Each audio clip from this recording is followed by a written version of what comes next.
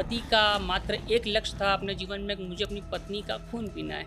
ओह! और हमेशा वो अपने पास में हथियार रखता और एक दो बार वैसा अटेम्प्ट कर चुका था कि पत्नी को बॉडी पे उसने हाथों पैरों पे कट लगाया उसने और वो खून लेके गुटक लगा लिया, उसने पी लिया खून उसका। विद्याओं के कोई धर्म नहीं होता है, ये सब बातें फालतू होती है। जो लोग इसी बात करते हैं वो फालतू बातें। विद्या का, ज्ञान का कोई धर्म नहीं होता है। इसमें हमारे एक मित्र हैं, उनकी माता जी, डॉक्टर्स ने बोला कि उनकी हार्ट और दोनों किडनियाँ फेल हो चुकी है, अब इनका कोई इलाज नहीं है। तो मैंने उसके लिए किया कि दोनों किडनियों के लिए मैंने प्राण शक्ति का आह्वान किया।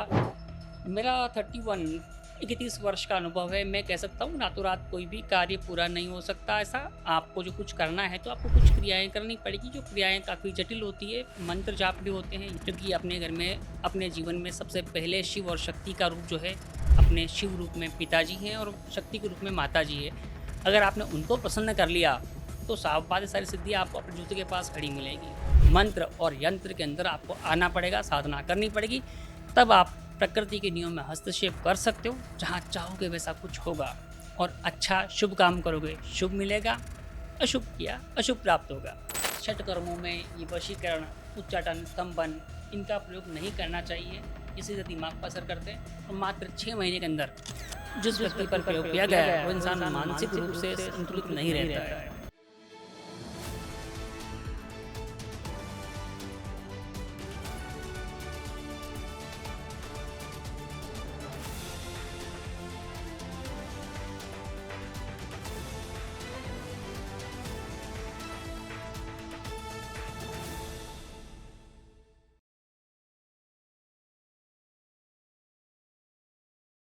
नमस्कार, मैं आचार्य श्रुति आमेटा और आप सभी का स्वागत करती हूँ एनी टाइम एस्ट्रो के एक नए और एक बेहतरीन पॉडकास्ट में। कहा जाता है कि जब साधना सही मार्ग पर हो तो असंभव कार्य भी संभव बन जाता है।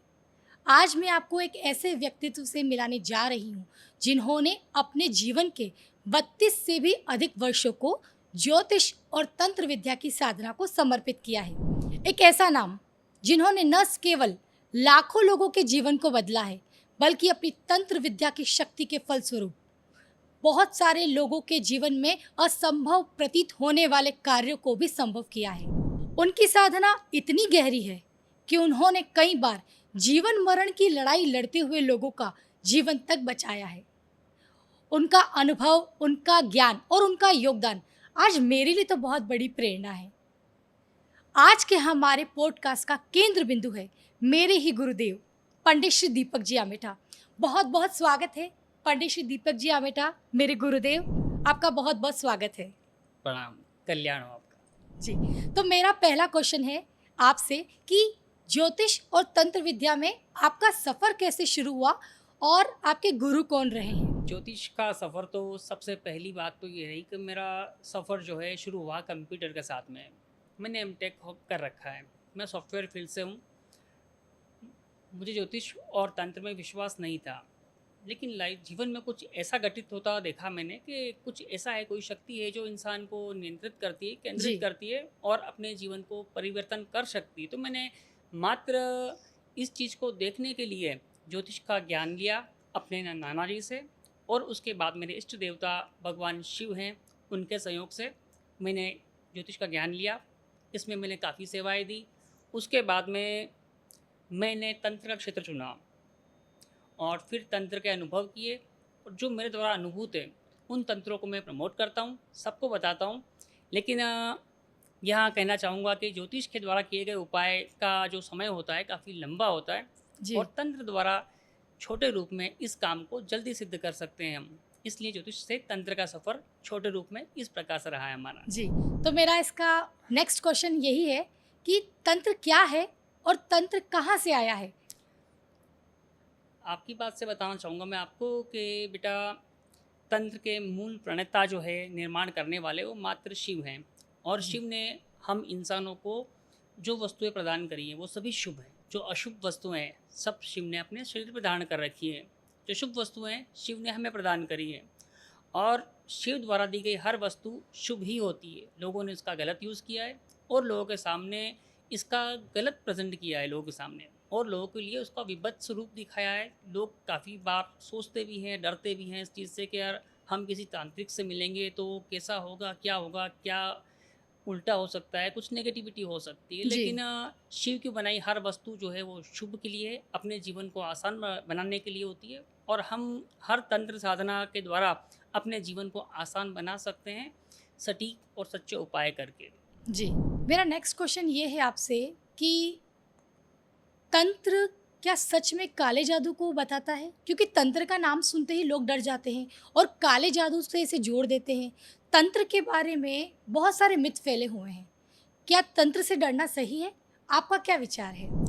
तंत्र और काला जादू, तंत्र जो है उसका अर्थ ये होता है कि तरीका, हुँ, टेक्निक। हर इंसान तंत्र से, टेक्निक से ही कार्य करता है, जी। हर इंसान तरीके से काम करता है। यदि आप कोई भोजन निर्माण कर रहे हैं तो वो काम भी आप तरीके से करोगे।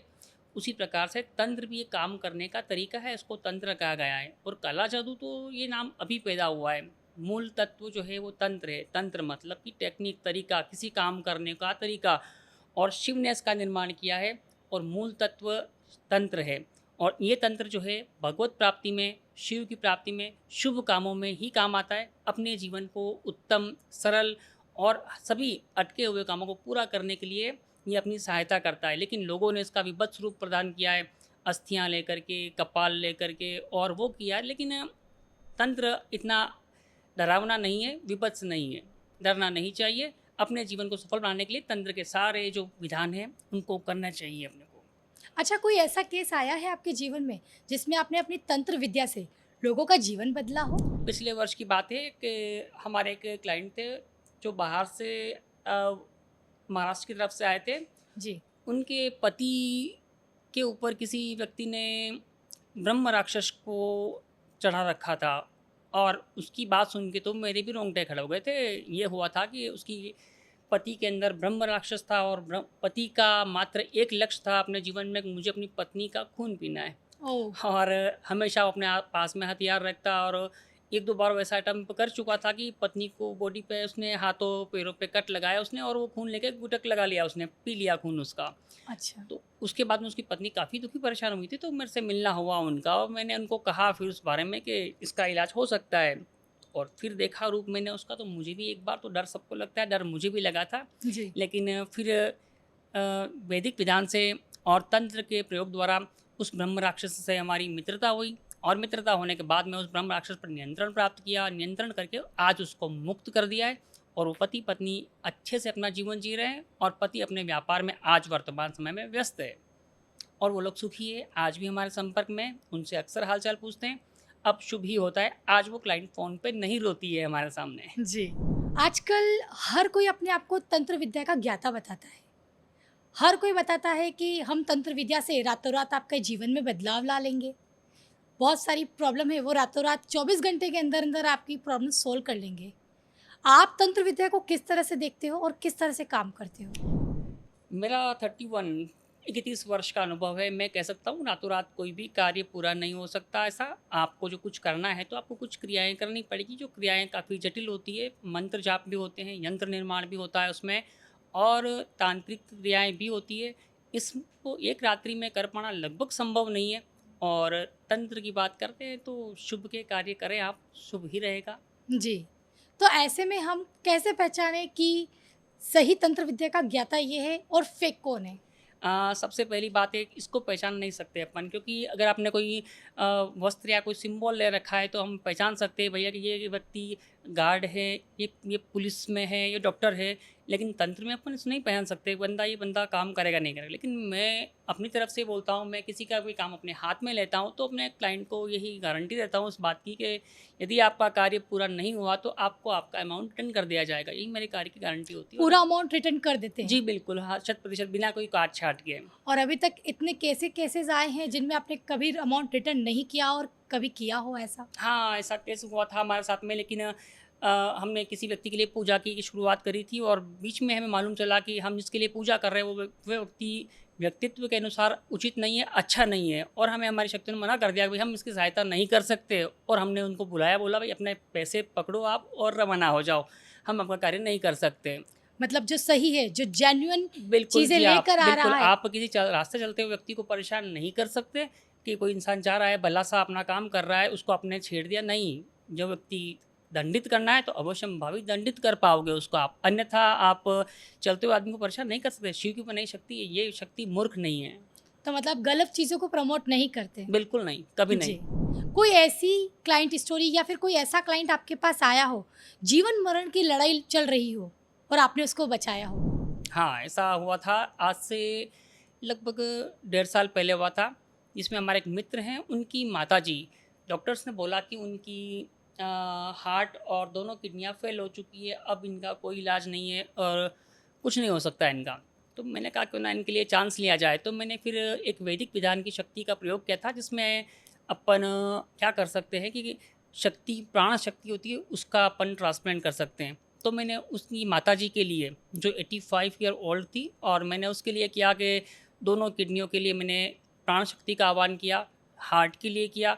आज वो हार्ट और किडनियाँ व्यवस्थित कार्य कर रही है और माताजी 2 बार यात्रा करके आ चुकी है अकेले अपने बलबूते पर। अच्छा, तो तो मतलब तंत्र इतना पावरफुल भी है कि आप अपने हार्ट के ब्लॉकेजेस भी खोल सकते हैं, किडनी जो है वो ट्रांसप्लेट भी कर सकते हैं। नहीं, कोई सीमाएँ नहीं है इसकी। इसमें ऐसा होता है कि आप कुछ भी क्रिया, कुछ भी कार्य कर सकते हो। आपकी क्षमता चाहिए, आपकी शक्तियाँ कितनी हैं। जी। आपको तंत्र में ऐसा क्या खास दिखा जो आप ज्योतिष विद्या से तंत्र विद्या में आए? ज्योतिष विद्या से क्या होता है कि जो अपन उपाय करते हैं उसका फल मिलने में इंसान को लगभग 6 महीने, वर्ष भर, 12 महीने, 12 साल लग जाते हैं। जी। लेकिन तंत्र में ऐसा होता है कि आपने कार्य एक हाथ से किया, दूसरे हाथ से कार्य हो गया आपका। अप्रॉक्सिमेटली 72 आवर के अंदर आपका कार्य लगभग हो जाता है, अगर आप सही विधान से कार्य पूरा करते हो तो। जी। और कोई ज्योतिष ऐसी में अविस्मरणीय घटना? तंत्र की अवश्य घटना के बारे में बात करें अपन, तो इसमें मैं कहूँगा कि हमने एक कार्य किया था। किसी मकान के अंदर कोई नेगेटिविटी थी और उस मकान में वो किसी को रहने नहीं दिया करती थी, और हमारे ही मित्र ने, हमारे ही क्लाइंट ने उस वस्तु को ख़रीदा था, मकान को, और हमने जा कर के उस मकान में उस नेगेटिविटी से बात करी, और उस बात के बाद में उसको जो वस्तु चाहिए थी हमने उसको प्रोवाइड कर दी, और प्रोवाइड होने के बाद में वो वस्तु स्थान छोड़ के वहाँ से चली गई। और आज हमारे मित्र, हमारे क्लाइंट जो है वो वहाँ पर आराम से निवास करते हैं, किसी प्रकार की कोई परेशानी, तकलीफ़ नहीं है। और ऐसा कुछ नहीं जो फ़िल्मों में दिखाया जाता है अपने को कि कोई आत्मा आ गई, किसी ने गर्दन पकड़ ली, किसी को मार डाला, ऐसा कुछ नहीं। उनको आपसे कोई मतलब नहीं है, आपको भी उनसे कोई मतलब नहीं है। वो किसी और डायमेंशन में रहती है, बस अपना कोई हिसाब पूरा करना होता है, तो इस डायमेंशन में आकर के वो अपना काम पूरा करती है, और अगर आप उसकी पूर्ति कर देते हो तो उसको आपसे कोई मतलब नहीं है। जी। तंत्र में कई बार हमने देखा है कि अस्थियाँ, कपाल, रक्त, मांस, मदिरा इनका भी इस्तेमाल किया जाता है। आप इस बारे में क्या कहना चाहेंगे? हाँ, आपकी बात बिल्कुल सही है बेटा, होता है इनका प्रयोग, लेकिन क्या करें, हम ब्राह्मण हैं, ये वस्तुएँ हमारे काम नहीं आती हैं। तो हमारे वेदों में जो विस्तार है, हमारे वेद जो हैं बहुत ही समृद्ध हैं, और उन्होंने कह रखा है कि अगर आप तंत्र के अंदर इन वस्तुओं का प्रयोग करोगे तो कार्य सिद्ध जल्दी होगा। लेकिन हम ब्राह्मण हैं, इनको छू नहीं सकते, इनको प्रयोग नहीं कर सकते, तो इसका अल्टरनेटिव, उसका उपाय दिया हुआ है हमारे वेदों में, हमारे शास्त्रों में। जैसे मुझे किसी चीज़ का खून से अभिषेक करना है, तो मैं किसी का अपना खून निकाल के अभिषेक करूँ, बहुत ही विभत्स घटना हो जाएगी, मैं जी। खुद भी घायल हो जाऊँगा। या किसी का खून निकालता हूँ मैं, तो उसका भी दर्द होगा उसको, उसकी जी। बद्दुआ कौन समझेगा और उसका दर्द कौन झेलेगा। तो इसका उपाय अल्टरनेटिव दिया गया है हमारे वेदों के अंदर कि आपको खून का अभिषेक करना है, अगर शिव पे भी करना है तो आप तांबे के लोटे के अंदर शुद्ध जल भरिए, आधा चम्मच टीस्पून लेकर के उसमें शुद्ध कच्चा दूध डालिए, और उसके उससे आप अभिषेक कीजिए। शुद्ध खून का अभिषेक करने का फल आपको प्राप्त हो जाएगा। आपको खून लेने की आवश्यकता नहीं, अपने आप को घायल करने की आवश्यकता नहीं है। शिव जी पर ऐसा अभिषेक क्यों किया जाता है? इसके पीछे तंत्र कोई रीज़न साधनाओं है? के लिए क्या रहता है इसके लिए, जी। और शिव के लिए कहा गया है जिस वस्तु की आपको प्राप्ति, जो वस्तु चाहिए आपको, वो आपको शिव को अर्पण करनी पड़ेगी, तभी उस वस्तु की वृद्धि आपको प्राप्त होगी। जैसे मुझे इसके बारे में बताना चाहूँगा मैं, हमारा एक व्यक्ति था, क्लाइंट था, उसके बारे में, उसको क्या है कि एक एनीमिक परेशानी हो गई, ब्लड बनना बंद हो गया, खून क्या, उसका जी। शरीर में खून बनना बंद हो गया था उसका। जी। तो वो डॉक्टर्स के पास में गया था, डॉक्टर ने उनको फिर वो जो मेडिसिन वगैरह देते थे और डायरेक्ट खून चढ़ाया करते थे उनको। लेकिन जो खून है हर 3 दिन में, 4 दिन में वो खून वापस नया उनको देना पड़ता था। इससे वो काफ़ी परेशान हो गए थे। तो मैंने कहा शिव को अगर आप ब्लड का अभिषेक करते हो, खून का अभिषेक करते हो, तो आपको खून की कमी पूरी हो जाएगी, लेकिन खून कौन देगा? और कौन अपने आप को घायल करेगा। तो जी। इसका उसने बोला हम नहीं कर सकते काम, खून हम नहीं ला सकते। मैंने कहा नहीं, असली खून नहीं चाहिए अपने को, हम इसका जो भाग है, दूसरा भाग है, हम वो प्रयोग करेंगे। हमने तांबे का लोटा लिया उस बंदे के ऊपर और शुद्ध जल लिया, दूध लिया और तांबे के लोटे में भर के उसको शिव के ऊपर ओम नमः शिवाय शिव महामृत्युंजय के द्वारा मंत्रित करके उसको अभिषेक किया। उसके बाद से उसकी बॉडी ने खून बनाना शुरू कर दिया। आज वो स्वस्थ है, मस्त है, हमें रोजाना मिलते हैं जी। और रोजाना प्रणाम होता है उनसे हमारा। जी। गुरुजी, आपने बताया कि आप ज्योतिष विद्या और तंत्र विद्या के जानकार हैं, लेकिन इसके साथ आप और कौन-कौन सी विद्या को जानते हैं? बेटा इसके लिए बताऊँ मैं आपको कि सबसे पहले हमारी एंट्री हुई थी हस्तरेखा से, समुद्र शास्त्र से। जी। और उसके द्वारा उसके बाद में हमारा फिर रहा जन्म पत्रिका निर्माण, उसका अध्ययन करना। जी। उसके बाद हमने रमल विद्या सीखी। उसके बाद में हमने अंक शास्त्र सीखा। उसके बाद में हमने बहुत सारी हिंदू मुसलमानी विद्याएं भी सीखी। उसमें हमने हमारे मुसलमानी गुरु। विद्या भी सीखी आपने? हाँ जी, बिल्कुल बिल्कुल बिल्कुल इसके सीखी पीछे है। क्या कारण था? नहीं, विद्याओं के कोई धर्म नहीं होता है, ये सब बातें फालतू होती है। जो लोग इसी बात करते हैं वो फालतू बातें। विद्या का, ज्ञान का कोई धर्म नहीं होता है। मैंने शिव की साधना करके भी अपने जो वस्तुएं प्राप्त करी, मैं दूसरे धर्मों की साधना करके भी मैंने वो वस्तुएं तो प्राप्त कर इसका ली थी। मतलब है कि हर प्रकार के धर्म के लोग आपसे सहायता लेने आते हैं? बिल्कुल सभी धर्म में। मैंने अपने घर के बाहर यही लिखा हुआ है कि अपने जूते चप्पल और धर्म को बाहर ही छोड़ के आइए घर के अंदर। अच्छा, बहुत अच्छा, बहुत खूबसूरत। ऐसी कोई वस्तु है आपके पास में जो मात्र दुनिया में सिर्फ़ आपके पास मिल सकती है, किसी और के पास नहीं मिल हाँ, सकती? कॉन्फिडेंटली बोल सकता हूँ मैं, क्योंकि मैं अपने क्लाइंट को जो वस्तुएं प्रदान करता हूँ मैं अपने हाथ से बना के देता हूँ। जैसे कोई यंत्र दिया तो मैं अपने हाथ से बना के दूंगा उसको, और इसके लिए मैं दावे से बोल सकता हूँ वो वस्तु मात्र उसके पास पूरी दुनिया में, उसके पास में पूरे यूनिवर्स में उसके पास में अकेली वस्तु ही होगी। इस प्रकार हर व्यक्ति की शक्ल अलग होती है, हर व्यक्ति का व्यक्तित्व अलग होता है, परेशानियाँ अलग होती है। मेरे 31 वर्षों के प्लस अनुभव में मैंने आज तक कोई दो शक्लें एक जैसी नहीं देखी, दो प्रॉब्लम एक जैसी नहीं देखी। सबकी प्रॉब्लम अलग, शक्लें अलग।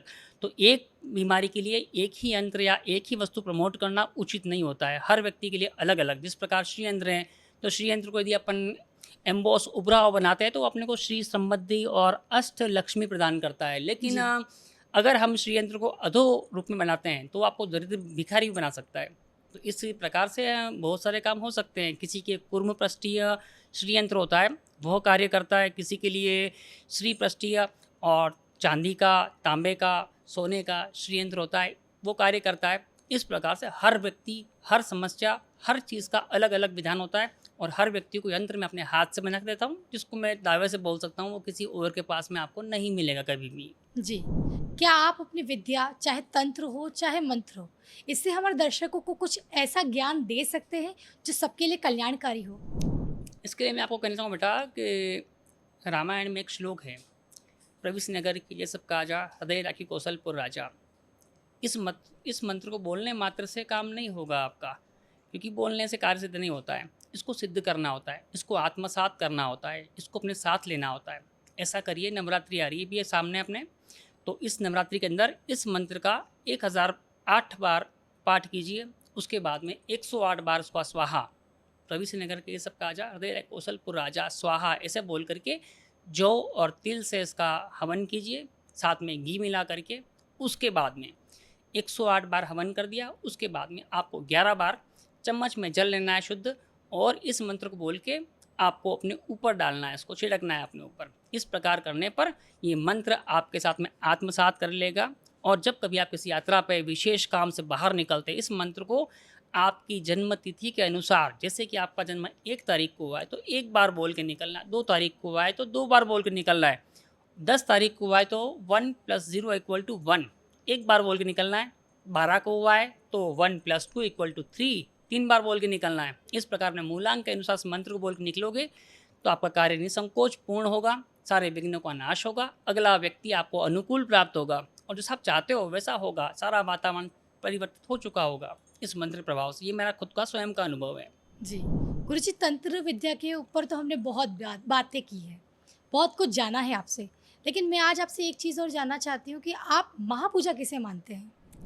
महापूजा की बात करते हैं आप, तो मैं इसमें कहूँगा कि इंसान को सबसे पहले तो अपने घर में माता पिता की पूजा कर लेनी चाहिए। क्योंकि अपने घर में, अपने जीवन में सबसे पहले शिव और शक्ति का रूप जो है, अपने शिव रूप में पिताजी हैं और शक्ति के रूप में माताजी है। अगर आपने उनको प्रसन्न कर लिया तो साफ बात है, सारी सिद्धियाँ आपको अपने जूते के पास खड़ी मिलेगी। और अगर वो प्रसन्न नहीं है, दुनिया का कोई देवता आपको सिद्ध नहीं होगा, न कोई शक्ति मिलेगी। व्यर्थ में अपने काम का बाजा बजाते घूमोगे आप, और कुछ जी। नहीं। तो मतलब महापूजा आपके लिए यही है कि अपने माता माता पिता पिता की की पूजा, सेवा करना। बिल्कुल साहब। तंत्र की सीमा क्या है, यानी कि तंत्र का आखिरी स्टेज क्या है? देखा जाए तो तंत्र की तो अंतिम सीमा है भगवत प्राप्ति। अंत में मोक्ष को प्राप्त करना। हर विद्या, हर कार्य का अंत होता है मोक्ष को प्राप्त करना, और अंत अपने भगवत को प्राप्त करना, अपने इष्ट को प्राप्त कर लेना।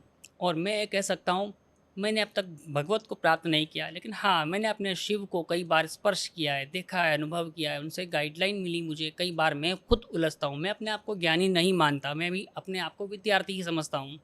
और जहाँ उलझता हूँ मैं शिव से पूछता हूँ, वहाँ अपना मार्गदर्शन देते हैं मुझे, और मेरे कार्य को, मार्ग को प्रशस्त करते हैं मुझे। और तंत्र का मूल तत्व, अंतिम जो कहे अपन, तो वो है भगवत प्राप्ति। अंत में मोक्ष को प्राप्त करना, हर वस्तु से दूर होकर के।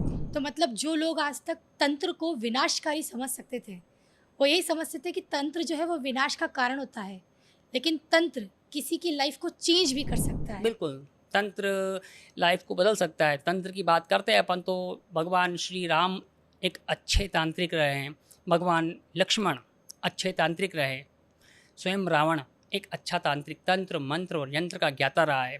और बात करें भगवान श्री कृष्ण, जो भी तंत्र के ज्ञाता रहे हैं, अपने जीवन में उनका प्रयोग किया है। और आज अंग्रेज़ों के आने से पहले हमारे देश में गुरुकुल का विधान था, जहाँ पर इंसानों को, व्यक्तियों को, बच्चों को 14 विद्याएँ, 64 कलाएँ सिखाई जाती थी। वो इंसान कभी भूखा नहीं रहता, हर कार्य करता। इसमें तंत्र मंत्र यंत्र भी था, वस्तु बुनाई, कढ़ाई, सिलाई, घर बनाना, खाना बनाना। जो व्यक्ति गुरुकुल से निकलता, वो आदमी सारे कार्य करने में सक्षम हुआ करता। वो कभी जॉब नहीं तलाश करता, वो कभी बेरोज़गार नहीं बैठता था। और लोगों ने, अंग्रेज़ों ने आकर के देखा हमारे भारत की इतनी बड़ी शक्ति है, उसको नष्ट कर दिया। आज जो ज्ञान देते हैं, मैं मानता हूँ वो ज्ञान किसी काम का नहीं है। जी। इंसान अपने पढ़ाई को पूर्ण करने के बाद में अंत में आके देखता है मुझे क्या करना है, उसे वो सोचना ही है, और फिर वो इंसान एक नौकर बन के अपने जीवन को पूरा करता है। जी। अगर आपको किसी चीज़ पर राज्य करना है तो आपको क्षेत्र को संभालना पड़ेगा, आपको तंत्र मंत्र और यंत्र के अंदर आपको आना पड़ेगा, साधना करनी पड़ेगी। तब आप प्रकृति के नियम में हस्तक्षेप कर सकते हो, जहाँ चाहोगे वैसा कुछ होगा। और अच्छा शुभ काम करोगे, शुभ मिलेगा, अशुभ किया अशुभ प्राप्त होगा। जी। कोई ऐसा मंत्र आप अपने दर्शकों को बताएंगे जो कार्य सिद्धि कर दे? देखो, उसमें मेरा अनुभव की बात करूँ जो मैंने कर रखा है, ऐसा नहीं मैं कोई बुक पढ़ के आपको मंत्र बता दूँ। जैसे कि एक गणेश का मंत्र है, मंत्र का उच्चारण ये रहेगा, ओम क्षाम क्षीम राम रीम क्रोम क्रेम फट स्वाहा। ये गणेश का मंत्र है, ये शायद आपको कहीं नहीं मिलेगा देखने के लिए। लेकिन जी। इस मंत्र को 108 बार बोलना, उसके बाद में 10 बार उसको घी से हवन करना है आपको। बस ये मंत्र सिद्ध हो गया। आपको लाइफ में, जीवन में आने वाले विघ्न, बाधा, बंधन सभी का नष्ट करके आपका जीवन सुखमय और सरल बनाएगा ये मंत्र। इसको आप स्वयं बहुत करके बहुत देखें धन्यवाद। तो ये अच्छा रहेगा। जी। गुरुजी, तंत्र में किस किस प्रकार की क्रियाएं होती है? हमने बहुत सुना है मारण, वशीकरण, ऐसी क्रियाएं भी होती है। तो आप इनके बारे में क्या बताना चाहेंगे? क्या ये सही है? देखो बेटा, इसमें क्या होता है, आजकल के लोगों ने दुकान खोल रखी है, वशीकरण करना, वशीकरण करना। जी। इसमें तंत्र में 6 क्रियाएं मूल होती है अपनी। इसमें मारण, मोहन, वशीकरण, स्तंभन, उच्चाटन, ये सब जी। क्रियाएं होती हैं। शिव ने इनका काम गलत चीज़ों के लिए नहीं किया है। आपको मारण करना है तो आप अपनी बीमारी के ऊपर ये प्रयोग कीजिए, बीमारी की मृत्यु हो जाएगी। जी। आपकी मृत्यु नहीं होगी। लेकिन लोगों ने तो लोगों को मारना शुरू कर दिया, ये गलत कार्य है। स्तंभन की बात करते हैं, अपने शत्रु को स्तंभित कर दीजिए, दंड मत दीजिए। वो भी किसी का पुत्र है, किसी का भाई है, किसी का पति है, उसको नहीं मारना, पाप लगेगा। वशीकरण करना है तो ऐसे व्यक्ति का करिए जो मार्ग से भटका हुआ है। ऐसा नहीं पुरुष को स्त्रियों को वश में कर रहा है, भी स्त्रियां पुरुष को वश में कर रही है, ये गलत काम है, गलत मार्ग है ये। ऐसा कीजिए क्योंकि पुत्र अपना या पुत्री अपनी मार्ग से भटक गए, उनको वश में किया जाए, उनको सही मार्ग पर लाया जाए। अन्यथा, क्योंकि ये इसका नेगेटिव प्रभाव ये रहता है कि वशीकरण का पूर्णतः, वशीकरण का प्रभाव जो होता है मस्तिष्क पे होता है। और मात्र 12 से 13 महीने के बाद में वो इंसान मेंटल, मतलब कि दिमाग से पागल हो जाता है। तो जो जी। प्रकृति ने दिया है दिमाग, उसका छेड़खानी नहीं करनी चाहिए, वशीकरण नहीं करना चाहिए, गलत काम नहीं करना चाहिए। जब इंसान को होश आएगा कि भाई मैंने गलत कार्य कर लिया वश में आकर के इसके, तो वो इंसान तड़प उठेगा, उसकी बददुआ कौन झेलेगा। जी। तंत्र का आध्यात्म से किस प्रकार का संबंध है? तंत्र और अध्यात्म अलग नहीं है, दोनों एक ही पहलू है, दोनों एक ही सिक्के के दो पहलू है और कुछ नहीं। अध्यात्म पूजा पाठ, तंत्र भी पूजा पाठ, शक्तियाँ, शक्ति मात्र एक ही है, शिव की पत्नी और कुछ नहीं, दूसरा कोई है भी नहीं। तो अध्यात्म में शिव और शक्ति की पूजा की जाती है, तंत्र में भी इन्हीं ही की पूजा की जाती है। इनके अलग अलग विग्रह, अलग अलग रूपों की पूजा की जाती है। जैसे कि तंत्र में विपरीत प्रत्यंगिरा का प्रयोग किया जाता है। किसने आपके ऊपर तंत्र कर दिया है, उसका नाश करना है और बहुत भारी तंत्र है और बहुत विनाश हो रहा है, तो उसको विनाश करने के लिए एक बहुत बड़ा प्रयोग होता है। इसको बोलते हैं महाकाली का विपरीत प्रत्यंगिरा प्रयोग, जो शिव की शक्ति का रूप है, जिसमें एक शक्ति जाकर के यमराज को रोक लेती है। क्योंकि तंत्र का किसने मान प्रयोग किया है तो यमराज को रोक लेती है, बस तुम रुक जा, तू नहीं जाएगा प्राण लेने के लिए उसका। दूसरा, शिव की एक शक्ति उस तंत्र की नेगेटिविटी का नाश करती है। एक शक्ति शिव को स्तंभित करती है, एक शक्ति भगवान श्री विष्णु को स्तंभित करती है, एक ब्रह्मा के लिखे हुए को स्तंभित करती है।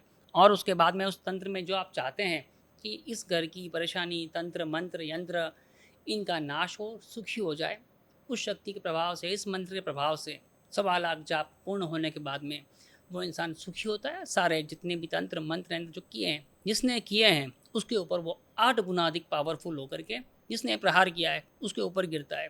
और जिसने प्रहार किया है, जो करने वाला है करता है, जो करवाने वाला है उसको इसका पूरा दंड मिलता है, जिसे जी। वो लाइफ में कभी भूल नहीं सकता। क्योंकि जिसने वो प्रयोग किया है वो 8 गुना होकर के उसको नुकसान पहुंचाएगा विपरीत प्रत्यंगिरा प्रयोग के बाद में। ये मेरा अनुभव है। आगे मुझसे भी काफ़ी ज्ञानी बैठे हैं। जी। देखिए, तंत्र के अंदर मंत्र की भी ऊर्जा का समावेश होता है और बिल्कुल। मंत्र 2 प्रकार के होते हैं, वैदिक और तांत्रिक। हाँ जी। आपका इसमें क्या सुझाव रहेगा? आपका इस पे क्या कहना है? वैदिक मंत्र इस प्रकार है कि जैसे कि मैंने आपसे बोला कि किसी वस्तु को, किसी काम को करने के लिए मैंने बोला आपको कि भैया प्लीज़ कृपया मेरा ये कार्य कर दीजिए। अब आपका इच्छा हुई, अब आपका मूड हुआ तो आप काम करोगे मेरा, नहीं तो नहीं करोगे। ये जी। हुआ वैदिक मंत्र का फल। तांत्रिक मंत्र का फल मैं आपको बाध्य कर रहा हूँ, जैसे कि बीज मंत्रों के द्वारा कि भैया आपको मेरा काम करना होगा, नहीं करना होगा तो नहीं करोगे। तो आप ऐसा करो, जैसे बच्चा जिद करता है आपको मेरे को बिस्किट खाने हैं, तो खाने हैं तो खाने हैं, आप कहीं से भी पैसा लाओ खिलाओ मेरे को, मैं वरना मैं रो रहा हूँ। जी। तो तंत्र का मतलब ये होता है कि आपको कोई चीज़ चाहिए तो चाहिए, आप कहीं से भी ला के दो मुझे। तो ये जिद करने का विधान हुआ। मंत्र किसी से बार बार प्रार्थना करने का विधान हुआ, प्लीज़ आप मुझे वस्तु दे दीजिए, मूड हुआ तो मिलेगी अन्यथा नहीं मिलेगी। उसको सिद्ध कीजिए, 1.25 बार जाप कीजिए। समय, पैसा, जीवन का क्षण, समय सभी इसमें इन्वेस्ट कीजिए आप आराम से। नहीं तो फिर तंत्र के क्षेत्र में आइए और तंत्र में जो काम 1.25 जाप पे होता है वही काम छोटे स्वरूप में शीघ्र से शीघ्र पूर्ण हो सकता है। जी। तंत्र के बारे में थोड़ा और बताइए। तंत्र में हम कौन-कौन सी क्रियाओं को तंत्र शामिल में करके बहुत सारी क्रियाएं तंत्र में होती है। इसमें सिंपल और साधारण तंत्र होता है, किसी यंत्र में पूजा करना, शक्ति का आह्वान करना, उससे अपना मनचाहा कार्य करवाना, उसे बेच देना। एग्जाम्पल के हिसाब से कोई किसी की संतान की विवाह नहीं होता है तो शीघ्र विवाह यंत्र बना करके उसको आप प्रदान करते हो, तो मात्र 7 महीने के भीतर उसका विवाह हो जाता है। जी। आ, कोई जटिल समस्या है, विशेष विधान है, कोई भारी काम हो गया तो उसके लिए आप बहुत सारे क्रिया कर सकते हैं और विभत्स तरीके, बहुत सारे तरीके हैं मतलब ऐसा भी इसमें। हो सकता है कि कुंडली में अगर विवाह संबंधी दोष बन रहा है, हाँ, लेकिन अगर यंत्र बना दिया तो 7 महीने के अंदर उसका उस दोष का निवारण भी हो जाएगा? अवश्य होगा, बिल्कुल होगा। कुंडली बनाने का मतलब यही होता है कि इस व्यक्ति के जीवन में इन वस्तुओं की पूर्ति रहेगी, इन वस्तुओं की कमियाँ रहेगी। और हम पत्रिका देख करके, हाँ तुम्हारे जीवन में धन की कमी रहेगी तो तुम धन के लिए उपाय करो, तुम धन से परिपूर्ण हो जाओगे।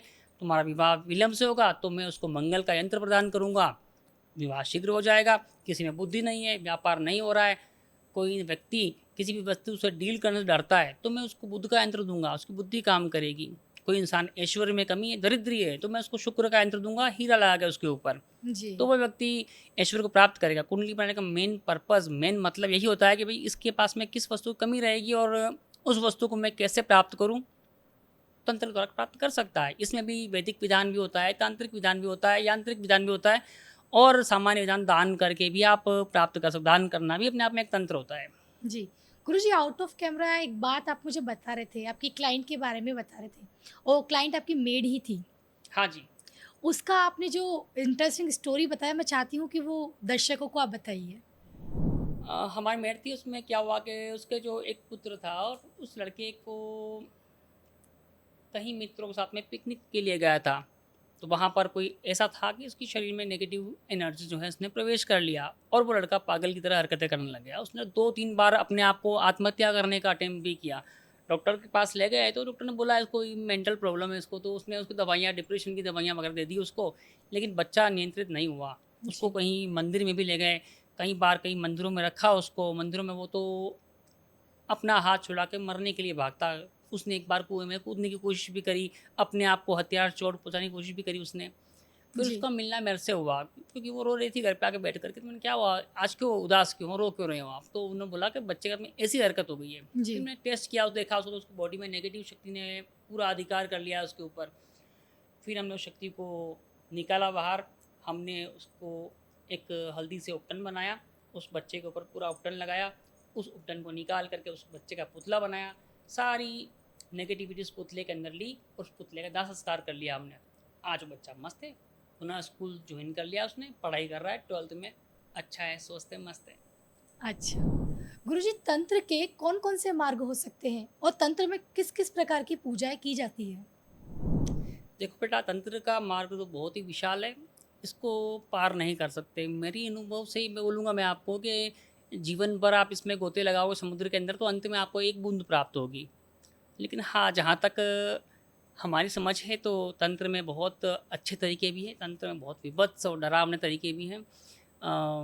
बहुत ख़राब काम भी होता है इसमें। इसमें जानवर की स्किन के ऊपर बैठ कर के आपको उसका आसन बना के पूजा करनी पड़ती है।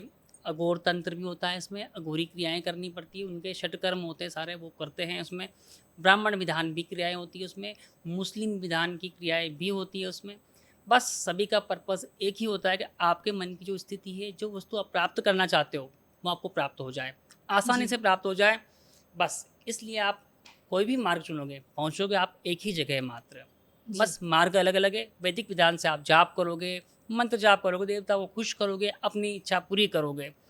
दूसरा विधान तंत्र से आप तांत्रिक क्रिया करोगे, किसी वस्तुओं का कॉम्बिनेशन, मतलब कि हल्दी वगैरह, राई वगैरह कुछ मिक्स करके अपना काम पूरा कर, मुझे मतलब मेरा कि मेरा काम पूरा करना है मुझे, वो जी। आप काम पूरा करवाने के लिए हर प्रकार का साम, दाम, दंड, भेद आप प्रयोग करके अपना काम पूर्ण करवाना है। जी। अंत में भगवत प्राप्ति होती है। बस गलत कार्य जी। गलत परिणाम देता है, शुभ कर्म शुभ परिणाम देता है। जी। और मैं कहूँगा कि षट कर्मों में ये वशीकरण, उच्चाटन, स्तंभन, इनका प्रयोग नहीं करना चाहिए। इससे दिमाग पर असर करते हैं और मात्र 6 महीने के अंदर जिस व्यक्ति पर प्रयोग किया गया है वो इंसान मानसिक रूप से संतुलित नहीं रहता है। गलत चीज़ों से दूर रहें। गुरुजी, वैदिक विधियाँ भी इंसान को बहुत फ़ायदा पहुँचाती है और तंत्र विद्या भी जिस तरह से आपने बताया बहुत तेज़ी से वर्क करती है, एक वेग से वर्क करती है। हुँ। तो फिर तंत्र विद्या को इतना गलत क्यों ठहराया जाता है? देखिए, हर चीज़ें अपने आप में अच्छी हैं। सबके निर्माता स्वयं शिव हैं। जी। अब मैं बाज़ार से तलवार लेके आता हूँ, उसको अपने घर में लाता लगाता हूँ, सजाता हूँ, वो मेरे लिए शोपीस हो गई, अच्छी वस्तु हो गई। कोई व्यक्ति उससे गलत प्रयोग करता है, किसी को मार डालता है, किसी को हानि पहुँचाता है, तो उसके लिए तलवार खराब वस्तु हो गई। मेरे लिए अच्छी वस्तु है, मैंने अच्छा प्रयोग किया उसका। गलत वस्तु प्रयोग करेगा, गलत काम होगा। मैं एक अच्छी सी गन लेके आया, मैं अच्छा शूटर भी हूँ, मैं शूट करता हूँ, मैंने एनसीसी में गन चलाना सीखा था और मैं अच्छा शार्प शूटर भी हूँ।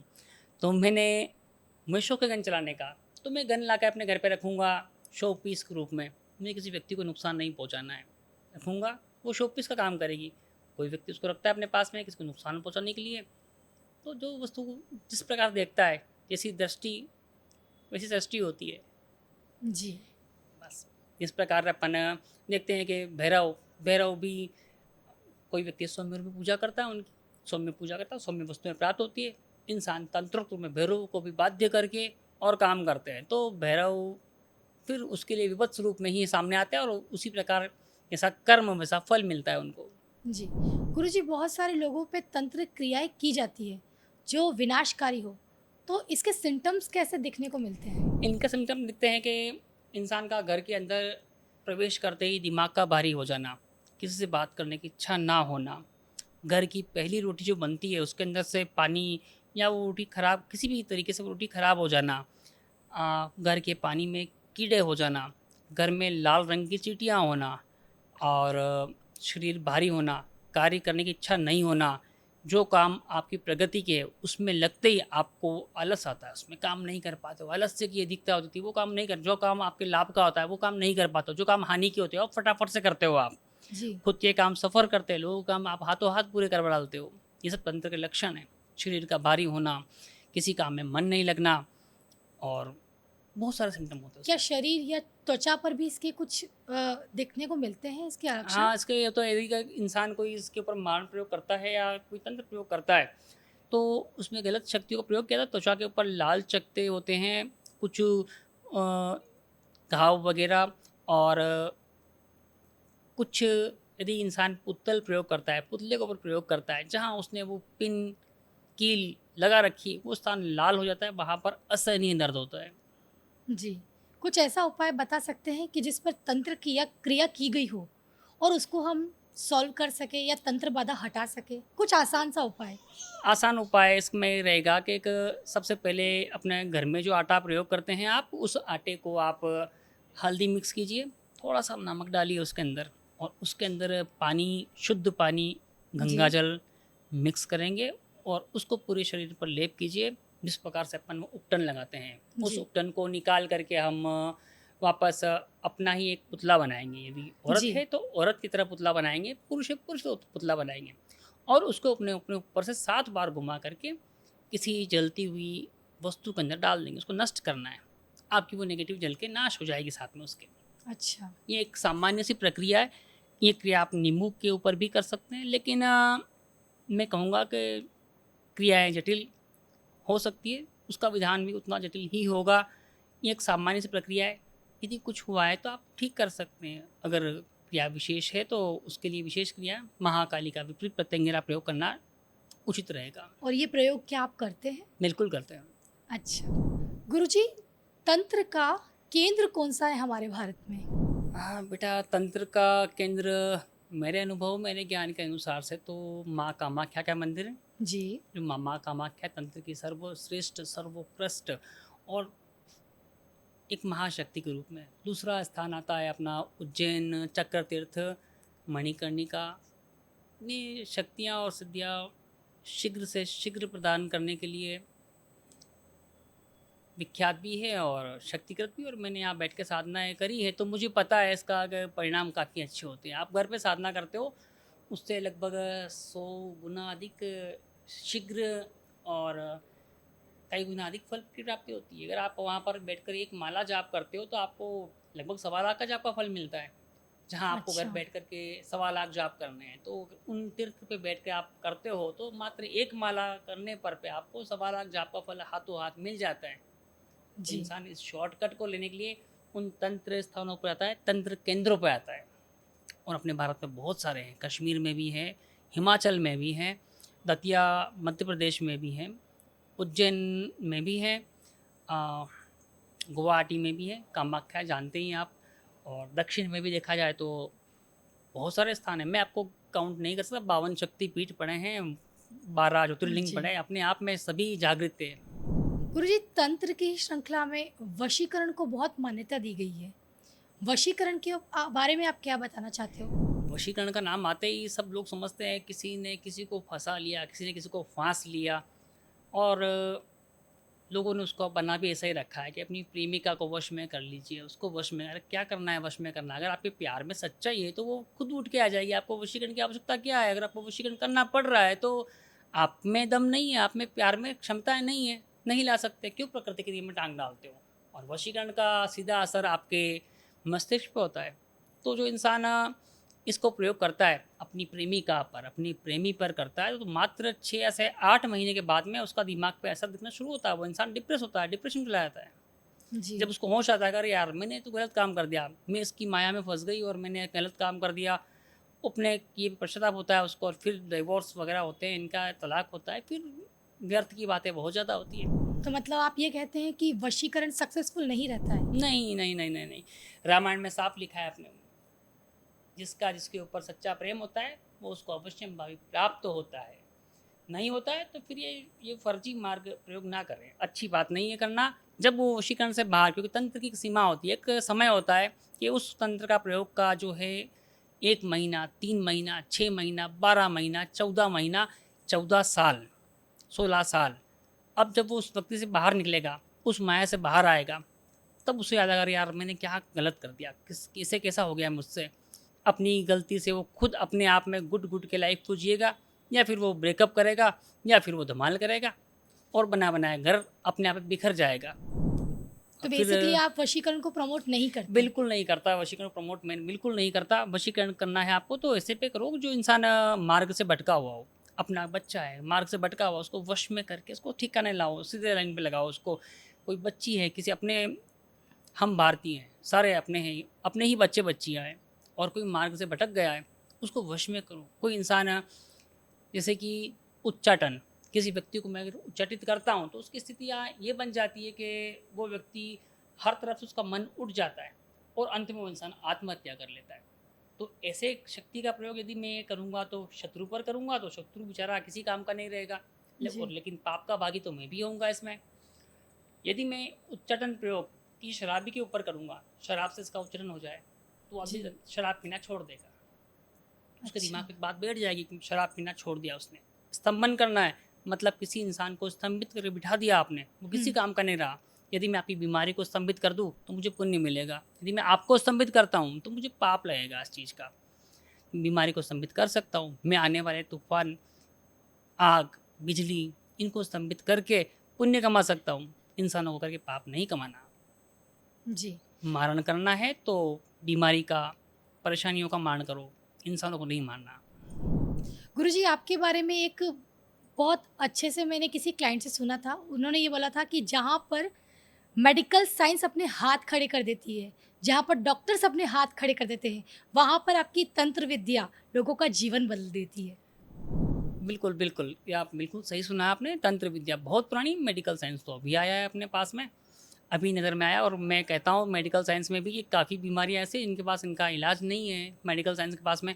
मैं क्रिटिसाइज़ नहीं करता, किसी की बुराई नहीं करता। वो भी ज्ञान है, ये भी ज्ञान है अपना। लेकिन हाँ, अपने वेदों में, विधान में, अपने भारतीय कल्चर में इतना विशेष और इतना भारी विधान है कि हम इससे कुछ भी कर सकते हैं, कुछ भी कर सकते हैं। इंसान के शरीर की, बॉडी के अंदर किसी ऑर्गन को भी ट्रांसप्लांट कर सकते हैं, उसको शक्तिकृत कर सकते हैं। कोई ऑर्गन काम नहीं कर रहा है, डॉक्टर ने बोला है इसको भाई ये काम नहीं कर रहा है, उसके अंदर अगर आप प्राण शक्ति का संचार करोगे तो अवश्यंभावी वो कार्य होगा। ऐसा मैं आपको लाइव करके दिखा सकता हूँ। ऐसा कि किसी वस्तु में मैंने कोई शक्ति का डाला और वो शक्ति अपना काम करके दिखा रही है आपको।